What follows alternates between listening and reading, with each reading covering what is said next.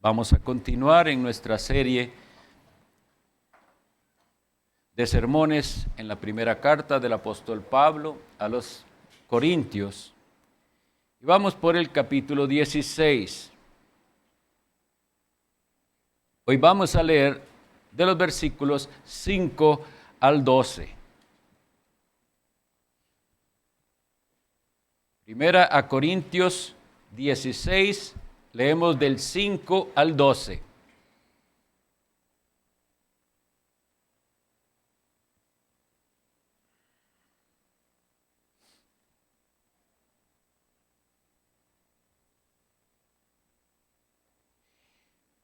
Iré a vosotros cuando haya pasado por Macedonia, pues por Macedonia tengo que pasar.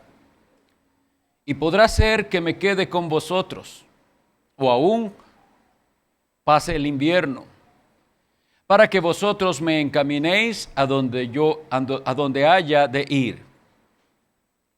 Porque no quiero veros ahora de paso, pues espero estar con vosotros algún tiempo, si el Señor lo permite. Pero estaré en Éfeso hasta Pentecostés, porque se me ha abierto puerta grande y eficaz, y muchos son los adversarios. Y si llega Timoteo, mirad que esté con vosotros con tranquilidad, porque él hace la obra del Señor así como yo.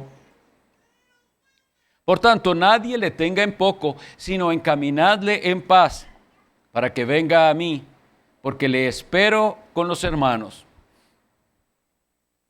Acerca del hermano Apolos, mucho le rogué que fuese a vosotros con los hermanos, mas de ninguna manera tuvo voluntad de ir por ahora, pero irá cuando tenga oportunidad.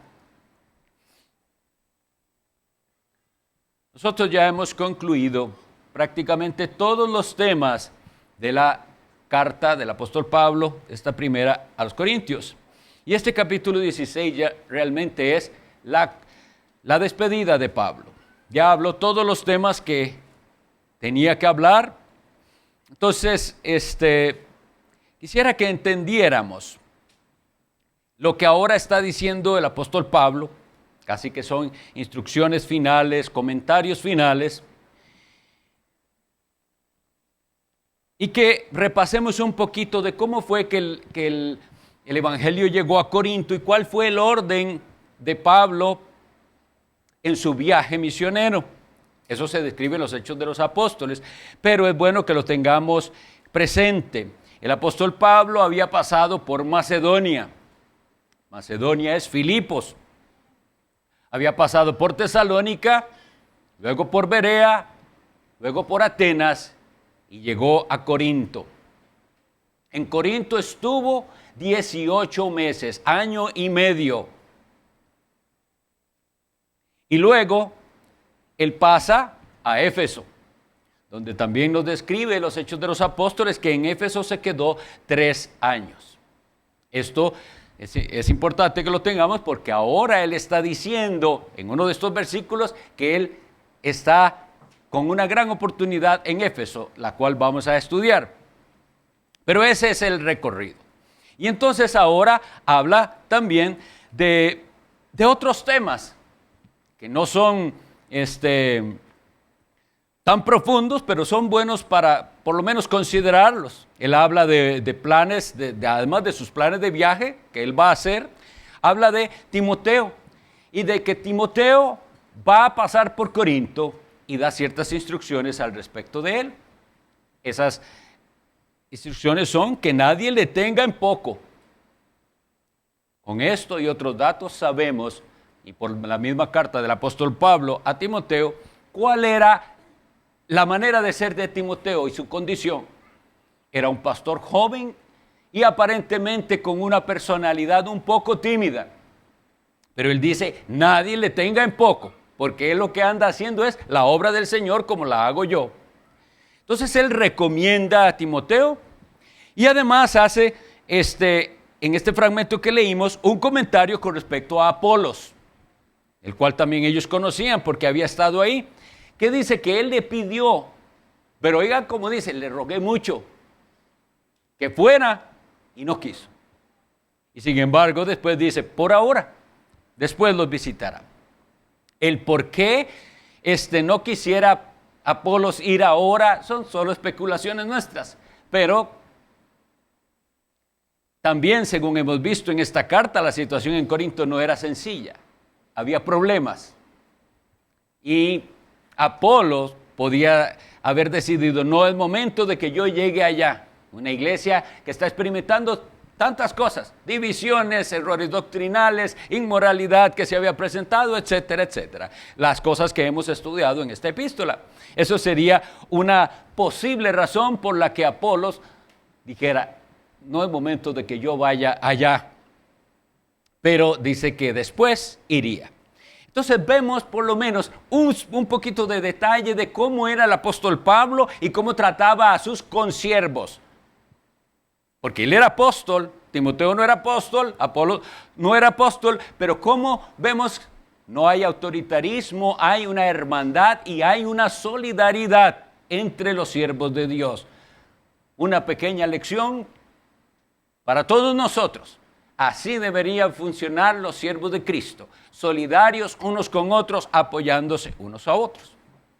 Bueno, el versículo en el cual quisiera que meditemos y en el cual yo he basado el sermón que he preparado es el versículo 9.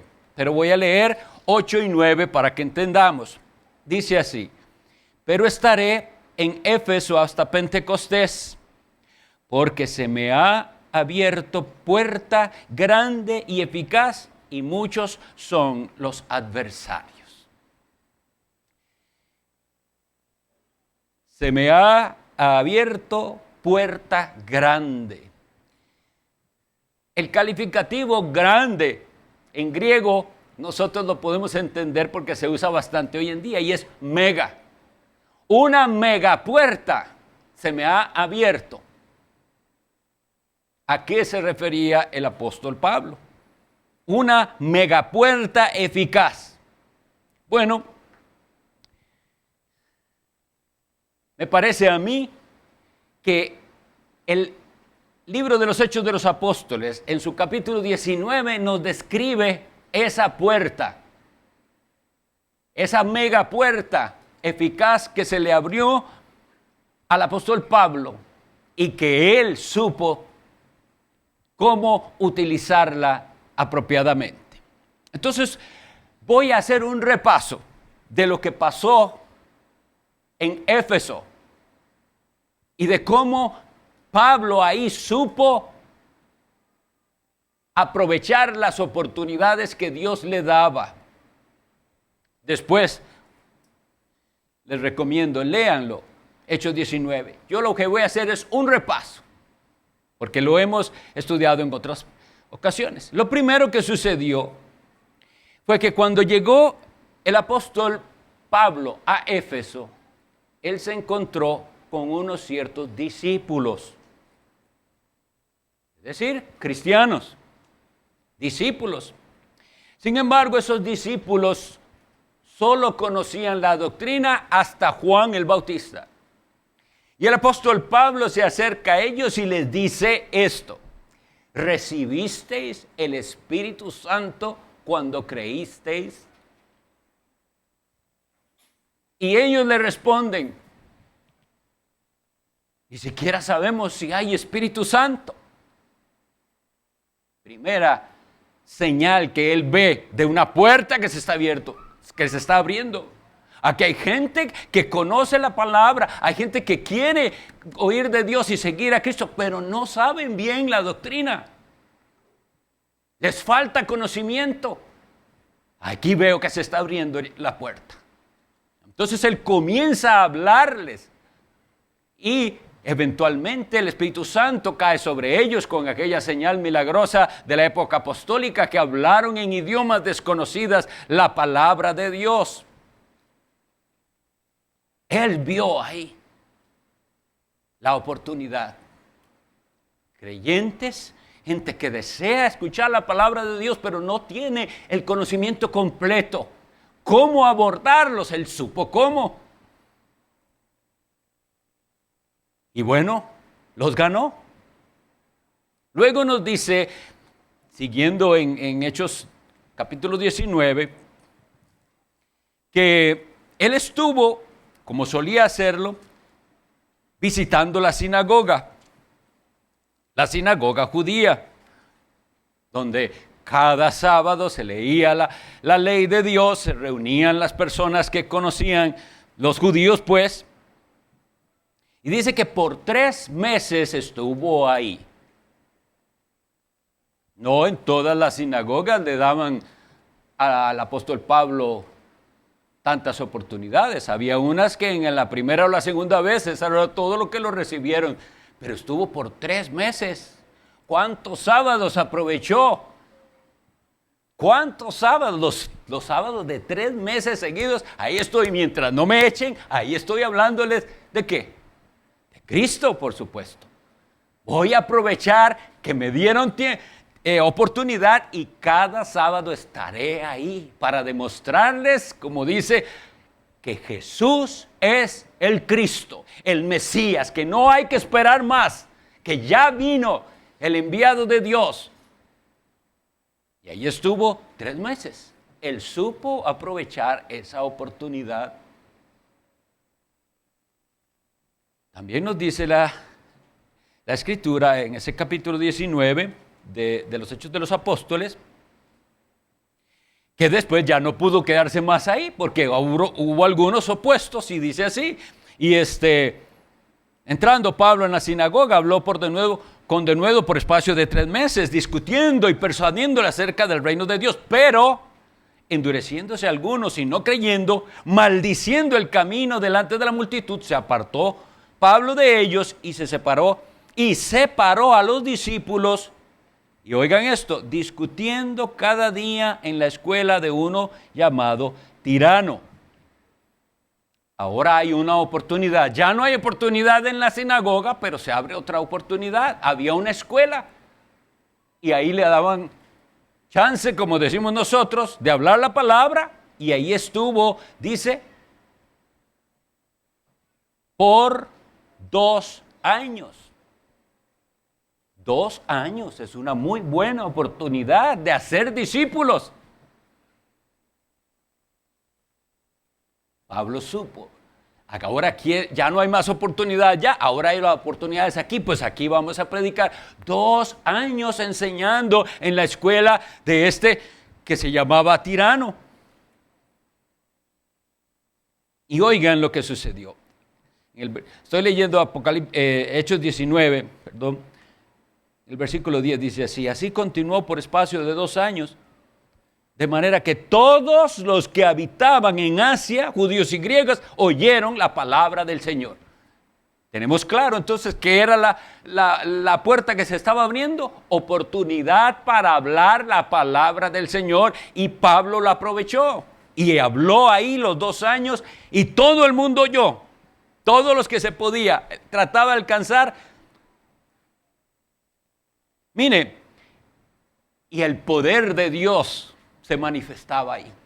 Veamos los versículos 11 y 12 que dice: y hacía Dios milagros extraordinarios por mano de Pablo, de tal manera que aún se llevaban a los enfermos los paños o delantales de su cuerpo, y las enfermedades se iban de ellos, y los espíritus malos salían. Todos oyeron y ahora todos vieron también, muchísimos, el poder maravilloso de Dios, actuando milagrosamente. Señales que seguirían a los apóstoles se estaban cumpliendo en ese momento. Tanto era así que se da una situación bastante interesante, por decirle de alguna manera. Había unos ciertos exorcistas ambulantes. Las supersticiones siempre han existido. Y hay en el corazón humano gran terreno para las supersticiones. Y entonces, ¿cómo alejar al demonio? ¿Cómo expulsar al demonio? como estos exorcistas ambulantes, obviamente eso se hacía con paga, ¿verdad?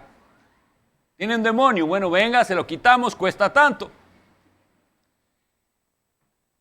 Y estos, dice que eran 7 hijos de un tal Esceva judío, vieron cómo Pablo echaba fuera a los demonios de los verdaderos endemoniados. Eso hace falta decirlo porque la gente hoy llama endemoniado a lo que no es endemoniado. Y entonces dice la Escritura que ellos comenzaron a usar el nombre de Cristo, esos exorcistas. Y decían así a los endemoniados: te conjuro por Jesús, el que predica Pablo. Y dice que los demonios respondían: a Jesús conocemos y sabemos quién es Pablo, pero ustedes quiénes son. Y los endemoniados se iban tras los exorcistas y tuvieron que huir desnudos. Todas esas fueron también oportunidades para mostrar la verdad de Dios. Todas eran oportunidades para que la luz alumbrara la oscuridad en que vivía aquella región de Éfeso, llenos de engaños, de errores, de idolatrías.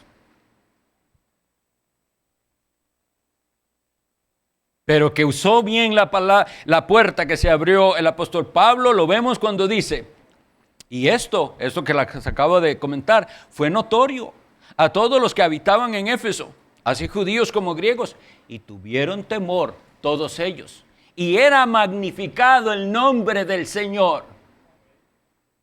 ¿Usó él de esa oportunidad, de esa megapuerta que se abría en Éfeso? Vemos que sí. Y una cosa más se nos describe en este Hechos 19, que tiene que ver con esa puerta ancha, grande, que se abre hacia Pablo, por lo cual él dice, se me ha abierto una megapuerta y eficaz. Dice, y muchos de los que habían creído venían confesando y dando cuenta de sus hechos. Conversiones verdaderas. Gente que daba testimonio de lo que Cristo hizo en su vida. Venían, dice, confesando y dando cuenta de sus hechos. Asimismo, muchos de los que habían practicado la magia trajeron los libros y los quemaron delante de todos. Y hecha la cuenta de su precio, hallaron que era 50,000 piezas de plata. Podemos ver el avance del reino de Cristo y las puertas del Hades siendo despedazadas, botadas. Eso es lo que estamos viendo aquí. Convertidos, gente que deja las supersticiones, el engaño, el error, el pecado, y están dispuestos a decir, ¿sabe qué? Todo eso lo vamos a quemar. Que eso vale mucho, que no lo queme. Todo esto ya no vale nada para mí, decían los convertidos. ¿Cuánto dice ahí? 50,000 piezas de plata. Pero hoy la gente que se convierte no quiere dejar nada. Y sigue mimando las cosas del mundo y del pecado. En esta puerta que se abrió aquí en Éfeso veíamos el poder de Dios, que es el Evangelio. El poder de Dios en acción. Y el versículo 20 nos dice esto. Así crecía y prevalecía poderosamente la palabra del Señor. Qué palabras más lindas. Y uno las tiene que leer y imaginarse y disfrutar. Así crecía y prevalecía. ¿Qué significa? Cada vez más aplastado el enemigo. Cada vez más destruidas las obras de las tinieblas, del error.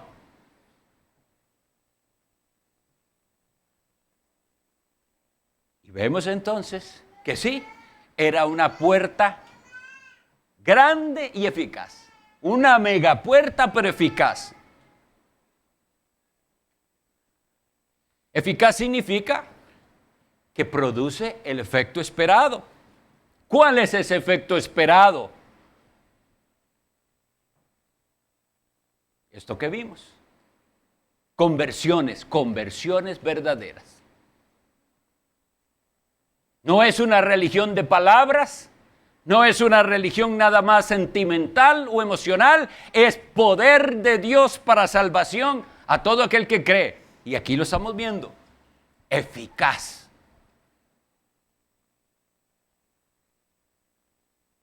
No abunda esto ahora. Lo que abunda es palabrería, pero no eficaz. No se ve el poder del evangelio cambiando vidas.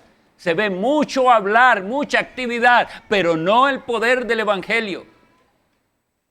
Y aquí sí se veía. Y lo vio Pablo. Pero con todo esto, ¿usted cree que estaba contento el diablo? Claro que no. Y por eso es que Pablo dice, porque se me ha abierto puerta grande, esa mega que les digo, y eficaz. ¿Y qué sigue? Y muchos son los adversarios. Los que pusieron atención al sermón de la mañana, ya tienen el dato. ¿Muchos qué? Adversarios. Agentes de Satanás, porque Satanás significa adversario. Así que cuando Pablo dice, y muchos son los adversarios, es Satanás está haciendo todo lo posible por impedir esto. Y claro que lo vimos.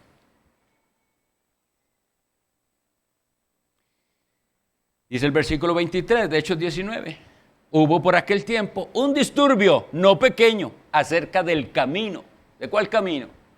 De Cristo mismo, de la fe cristiana. Porque un platero llamado Demetrio, que hacía de plata templecillos de Diana, daba no poca ganancia a los artífices, a los cuales reunidos con los obreros del mismo oficio dijo, varones, sabéis que de este oficio obtenemos nuestra riqueza. Pero veis y oís que este Pablo, no solamente en Éfeso, sino casi en toda Asia, ha apartado a muchas gentes con persuasión, diciendo que no son dioses los que se hacen con las manos. Y viene el problema, porque se les va a caer el negocio a la falsa religión. Claro que va a haber adversarios. Si nosotros nos levantamos con el evangelio verdadero, que es poder de Dios para salvación, predicamos ese evangelio y vivimos con respecto a ese evangelio, Satanás no va a estar contento. Así que no nos asustemos. No nos asustemos de las pruebas, no nos asustemos de tanto tropiezo, de obstáculo, porque muchos son los adversarios, los agentes de Satanás. Y aquí viene el primero que enfrenta el apóstol Pablo. Y entonces se hace un alboroto terrible, porque ellos se les cae el negocio de la falsa religión. Eso no es de ahora, de que la religión sea un negocio, siempre ha sido.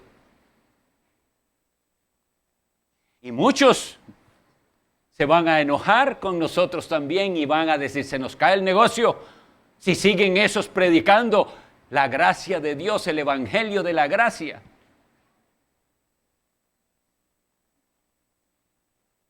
El asunto llegó a ponerse tan feo que dice aquí en el versículo 30 de Hechos 19, dice, versículo 29 y 30 leo, dice, y la ciudad se llenó de confusión y a una se lanzaron al teatro, arrebatando a Gayo y a Aristarco macedonios, compañeros de Pablo, arrebatándolos. Eso no era que venga por favor, arrastrados al teatro. Y en el versículo 30 dice, y queriendo Pablo salir al pueblo, los discípulos no le dejaron. O sea, los hermanos de Éfeso entendieron y vieron que la situación era tal que si el apóstol Pablo salía, lo despedazaban. Muchos son los adversarios.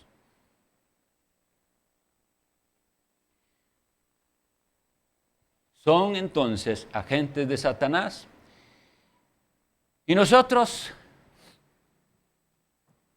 Tenemos que tener esto bien claro. Si Dios nos abre puertas grandes y eficaces, los agentes de Satanás se van a presentar. Y esos agentes van a ser externos a veces y otros internos. De hecho, es triste leer que después en el capítulo 20, cuando Pablo pasa por Mileto, ya esto es después, él manda llamar a los ancianos de Éfeso y les habla al corazón y les dice cómo tienen que cuidarse. Y les dice esto: de entre ustedes mismos se levantarán lobos rapaces que no perdonarán al rebaño. Y esto lo complica aún más, porque entonces esos agentes de Satanás, esos adversarios, que muchos son, no están solo afuera, sino que están infiltrados en la iglesia.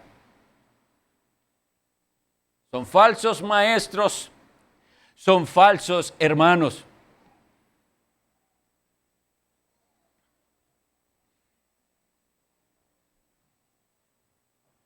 En general, si usted dice, aquí por lo menos en nuestro país, pero creo que en muchos, que usted es evangélico, ¿qué es lo que la gente cree? ¿Y cuál es el concepto de evangélico, de cristiano evangélico que prevalece? No es bueno, ¿verdad? Y ahora, ¿por qué? Porque hay agentes del enemigo que se encargaron de manchar a las iglesias cristianas evangélicas. Y entonces hoy en día la oposición que tenemos es que tenemos que estar haciendo aclaración tras aclaración, pero es que no somos como estos, ni como que no es eso. Yo le vengo a hablar del poder de Dios, de Jesucristo transformando vidas. No le voy a pedir plata.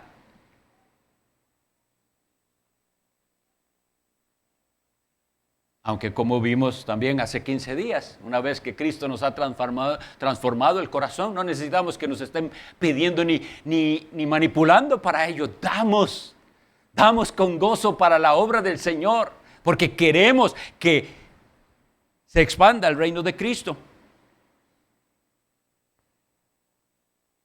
Tenemos entonces que aprender a identificar todos estos adversarios que se nos van a presentar en la vida cristiana, y sobre todo nosotros como iglesia de Dios vamos a enfrentarlos aquí en medio de nosotros y afuera. Y tenemos que tenerlo bien claro.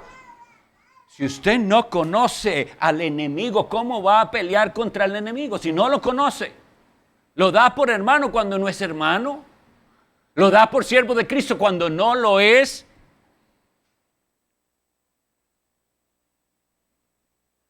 Tengamos esto bien claro. Entre los adversarios entonces tenemos externos como los seguidores del error.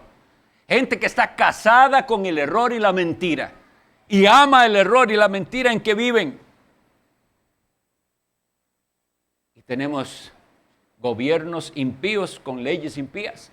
¿Son o no agentes del enemigo para entorpecer el avance de la obra de Dios? Gobiernos impíos con leyes impías. Ahora, el gobierno no es impío porque yo lo diga, ni sus leyes impías porque yo lo diga, es porque van contra la palabra de Dios.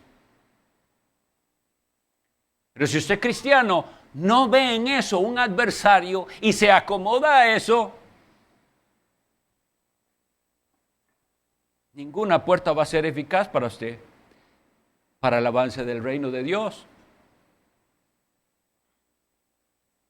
Sí, ese adversario, que se llama así, el significado de esa palabra, Satanás, es básicamente adversario y también acusador, difamador, por eso es diablo también. Nosotros pudiéramos decir ahí también, la puerta es grande y eficaz, se me ha abierto, pero hay muchos diablos alrededor. Como les decía, falsos maestros con sus falsos evangelios. Los apóstatas, los claramente apóstatas que estamos viendo hoy en día, que lo dicen, ya no soy más cristiano.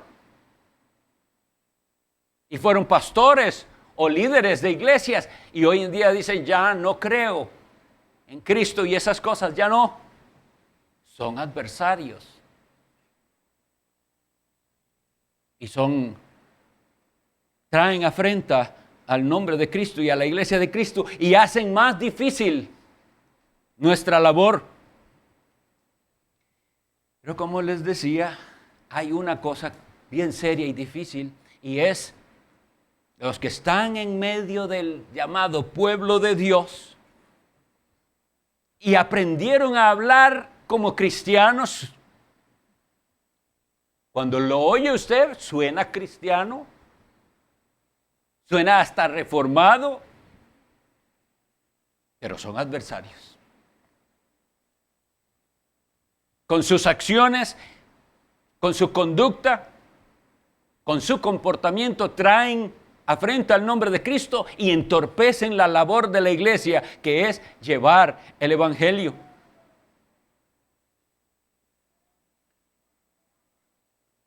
Veámoslo en eso que les dije en Éfeso. Yo tengo claramente ahí a Demetrio como un adversario, que se le cae el negocio ya porque muchos están viendo que hay un solo Dios único, vivo y verdadero, y que no se puede representar en estatuitas. Y ese es un adversario muy claro, lo tengo ahí. Y a veces los gobiernos, como cuando ustedes leen ahí en Hechos, dice que cuando le reclaman, al gobernador ni le importaba mucho lo que estaba pasando. Lo que le interesa es que todo esté tranquilito. Pero esos otros adversarios, infiltrados en las iglesias y en el cristianismo, son los que más daño pueden hacer. Y tenemos que ser bien cuidadosos entonces cómo los vamos a enfrentar.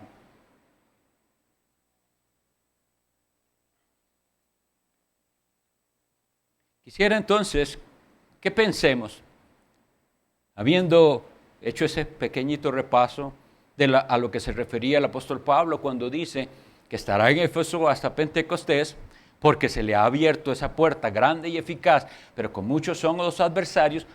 ¿Cómo esto nos advierte a nosotros de lo que tenemos que hacer y de que seamos observadores y sensibles a lo que está ocurriendo en medio de nosotros y alrededor de nosotros? La primera pregunta sería esa: ¿tiene usted sensibilidad ante las puertas que Dios abre? ¿Qué significa eso? ¿Es usted sensible? ¿Sus sentidos espirituales están despiertos para ver esas oportunidades que Dios abre?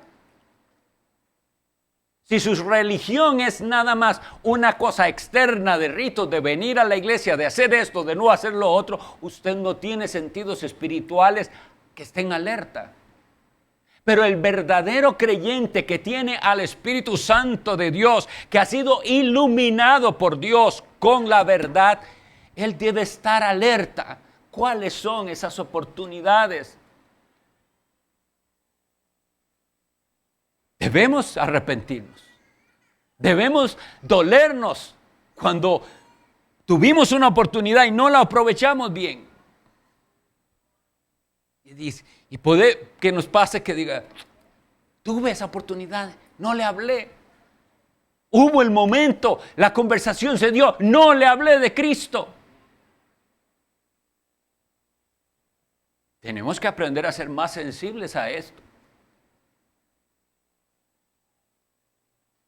Porque los cristianos, como se nos enseña en la escuela dominical recientemente, tenemos una comisión que cumplir. Nosotros no fuimos salvados nada más para que no nos vayamos al infierno.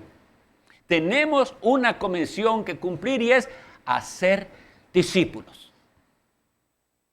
Y si no somos sensibles a las puertas que el Señor nos abre, ¿cómo vamos a hacer discípulos?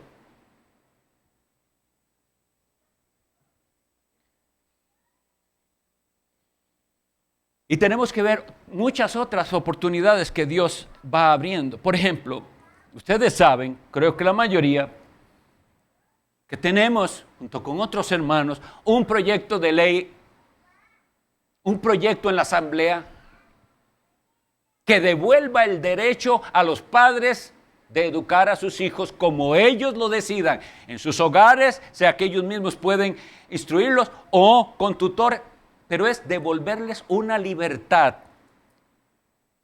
Y si esto se puede, es una gran oportunidad. Si se pasa, si nosotros no hacemos nada, si no estamos orando al respecto, si no peleamos esa batalla, nuestros hijos, los chicos, estos niñitos, van a escuchar toda clase de maldad que se les inculca en las escuelas, desde la primaria en adelante. Tengo el testimonio reciente que me contaba un hermano aquí, de su hermano en octavo del colegio. Y por no haber hecho la carta fue a no sé cuántas de esas clases de educación sexual que dan en las escuelas. ¿Y qué fue lo que escuchó? Oigan, esto es importante porque pasa aquí en nuestro país. El maestro o el profesor les dice, vean, antes, en la época de nuestros abuelos, una familia era así, papá y mamá y sus hijos. Pero eso es de antes, eso es de nuestros abuelos, ya eso está superado, eso es anticuado. Hoy en día hay muy diversas maneras de familias. Eso es lo que se está inculcando. Y ustedes saben lo que quieren decir con muy diversas maneras. 2 hombres, 2 mujeres, un hombre solo, una mujer sola, lo que sea. Todo eso es válido. Pero si nosotros no somos sensibles y vemos que Dios nos está dando una oportunidad, que tenemos que estar clamando a Dios, Señor, que eso se devuelva. Porque ustedes ahora sí pueden tener, padres de familia, el control sobre lo que sus hijos aprenden. Claro, si ustedes tienen que tener una escuela privada, pública, no se excusen de eso. Ustedes tienen que saber qué es lo que les enseñan a sus hijos para corregir. Pero estoy hablando de no exponerlos. Entonces, si eso se diera, mis hermanos, si el Señor nos concede eso, se abre otra puerta que tenemos que también saber tomar. Y es, si ustedes tienen entonces el derecho, ¿están preparados para hacer educación en el hogar? Yo sé que muchos no. Bueno, entonces hay que prepararse. O hay que unirse, o hay que ver cómo lo vamos a hacer. ¿Cómo lo vamos a hacer? ¿Tutores? ¿Vamos a compartir? ¿Se va a hacer un sistema cooperativo? Yo les enseño matemática y el otro inglés y el otro biología. ¿Va a unirse la iglesia? ¿Va a haber esas oportunidades? ¿O simplemente se va a dejar pasar y a los años lamentarse de no haber usado la puerta que se abrió? Eso es solo un ejemplo que estoy dando de algo muy actual. Pero las puertas se siguen abriendo. Y como digo, solo lo pueden ver los que tienen los sentidos espirituales alerta. Los que por el uso, como dice el escritor a los Hebreos, tienen los sentidos habituados. Tienen que estar, ¿en qué estamos nosotros? Es como decirlo, ¿en qué estamos? Todo lo que pasa alrededor, el mundo, la característica de alguien no nacido de nuevo, de alguien que vive para sí mismo, para el aquí y el ahora es, mientras a mí no me afecte, estoy bien. Allá otros. Pero el cristiano no y la iglesia no, porque se le dio una gran comisión. Entonces el cristiano está alerta viendo dónde están las oportunidades que Dios me está abriendo para su reino. En el hogar, en las escuelas, en los trabajos, ¿estamos siendo sensibles? ¿O será que En vez de ser sensibles, somos todo lo contrario, insensibles. El apóstol Pablo, cuando él habla de esta puerta que se le abre, no es como hoy en día, mira qué buen negocio me salió. No es eso. Él no está pensando en sí mismo. Él está pensando en el reino de Dios constantemente. Dios debe cambiar nuestra mentalidad tan materialista y tan mundana, que eso es lo que priva ahí. Es el reino de Dios, la salvación de las almas, el discipulado verdadero, el enseñarles todo lo que Cristo nos mandó. Eso es. Y si lo hacemos, se levantarán los adversarios, los agentes de Satanás. ¿Sabe usted cómo pelear con los agentes de Satanás? Porque la Biblia dice, las armas de nuestra milicia no son carnales. Con esto lo que está diciendo, esto no se pelea como el mundo pelea. Esto es algo espiritual. La guerra verdadera se pelea de rodillas primero. ¿Sabe usted pelear contra los adversarios? ¿O hace como el mundo? ¿El mundo cómo pelea el mundo? Mal por mal. Nosotros vamos a convencerles con la verdad de Dios, con la luz de Dios. Queremos ver, ¿qué es lo que queremos ver? Lo que dice Juan 1. La luz en las tinieblas resplandece y las tinieblas no prevalecieron contra ella. Cada vez que usted va con el mensaje, tiene que ir con esta convicción. Yo voy con la luz de Cristo a alumbrarle a esos que están en tinieblas, a ese corazón que está en la oscuridad del pecado, en el error. Voy con la luz de Cristo. Lo triste también de reconocer es que a veces, hace un tiempo lo vimos. ¿Recuerdan cuando estuvimos exponiendo sobre aquel episodio terrible en que le dice Cristo a Pedro, al líder de los apóstoles: apártate de mí, Satanás, me eres tropiezo, que no pones tu mira en las cosas de Dios, sino en las de los hombres. Y si Cristo le dice eso a Pedro, quiere decir que usted y yo también podemos, si nos descuidamos, ponernos del lado del enemigo. Así que por eso les digo, es tan delicado esto de los muchos adversarios, porque usted y yo, si nos descuidamos, podemos ser también instrumentos del adversario, y en lugar de estar ayudando al avance del reino de Cristo, nosotros somos el tropiezo y el obstáculo. Ahora, ya que Pablo dice, se me ha abierto puerta grande y eficaz, yo puse a pensar, qué interesante, es puerta mega puerta para la predicación del evangelio.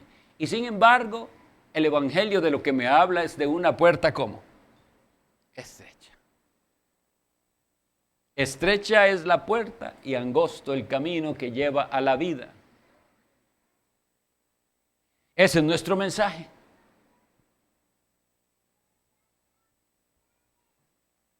Pablo tuvo una puerta ancha para hablar de la puerta angosta. Y la pregunta que usted debe hacerse es primero, ¿ha entrado usted por la puerta angosta? Jesús dijo, yo soy la puerta. ¿Ha entrado usted por esa puerta? Porque si no es así, todo esto que leímos y en lo cual hemos comentado no tiene mucho sentido para usted. Es para los que han entrado por esa puerta angosta que se llama Jesucristo. Esa puerta, ¿por qué es angosta? Usted no puede venir, tiene que deshacerse de todo, del pecado, del mundo, de todo lo que lo aparta de Cristo. Hay que deshacerse. Precisamente por eso los adversarios están predicando un evangelio en el cual usted puede venir con todo y seguir con todo. Venga, que Cristo recibe a todos y así como son y siga siendo como es. No, el mensaje dice, Cristo recibe a todos y los cambia. Y a esos que Cristo cambia dejan todo por Cristo. No siguen en el pecado. ¿Ha entrado usted por esa puerta del reino de Dios? Una de las cosas serias al ver esto es esto. Es una realidad. Las puertas no siempre estarán abiertas. Si nosotros no sabemos usar las oportunidades, esas oportunidades no siempre estarán. Y después lo lamentaremos, pero ya no. Lamentar después de haber desaprovechado la oportunidad que Dios dio, no sirve de nada. En el mensaje de los profetas es continuamente así.